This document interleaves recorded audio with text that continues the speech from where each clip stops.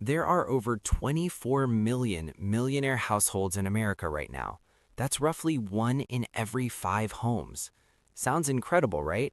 But here's the part nobody talks about.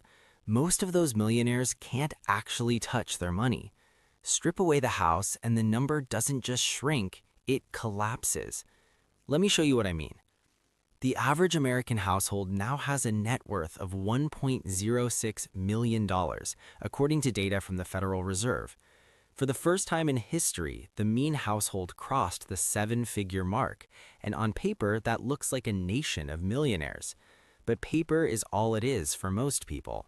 Because when you remove home equity from the equation, only about 6 million people in the entire country still qualify as millionaires.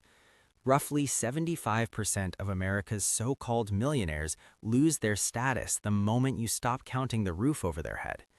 So what's really going on here? Home equity in this country has nearly doubled since the end of 2019. It went from $19.5 trillion to almost $36 trillion. That $16 trillion gain in just 6 years is more than the total amount of home equity that existed before 2017. Housing prices exploded, and when your home doubles in value, your net worth doubles on paper too. But you can't spend your walls. You can't deposit your kitchen into a brokerage account. Your front porch doesn't pay for groceries.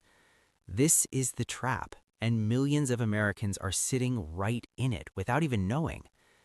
Let's zoom in on the barely millionaires, the households with a net worth between $1 million and $2 million. Bloomberg found that 66% of their wealth is locked up in just 2 things, a primary home and retirement accounts.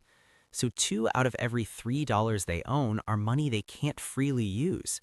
They can't withdraw from retirement accounts without penalties and taxes. They can't sell their house without needing somewhere else to live. They are, in the most frustrating way possible, rich and broke at the same time. The financial industry calls this house rich, cash poor, and it's more common than you think. Picture a couple in their early 60s. They own their home outright. It's worth $750,000. They've got another $250,000 in savings and investments. Technically, they're millionaires, but that $250,000 is all they have to actually live on. If they need $50,000 a year to cover expenses, that money lasts 5 years. Then what? Sell the house? Take on a reverse mortgage? Borrow against the equity they spent decades building? None of those options feel like what being a millionaire is supposed to feel like. Now, contrast that with someone who rents. They have zero home equity, but they hold $1 million in stocks, bonds, and cash. They can generate income from those investments. They can adjust, pivot, and cover emergencies without touching their living situation. On paper, their net worth is the same as the homeowners. In reality, their financial freedom is on a completely different level. This is why the distinction matters. Net worth tells you what you own minus what you owe, but it doesn't tell you what you can actually do with that money. And the numbers back this up. And watch the full video. It breaks everything down in a simple way so you can see where you stand and what to do next.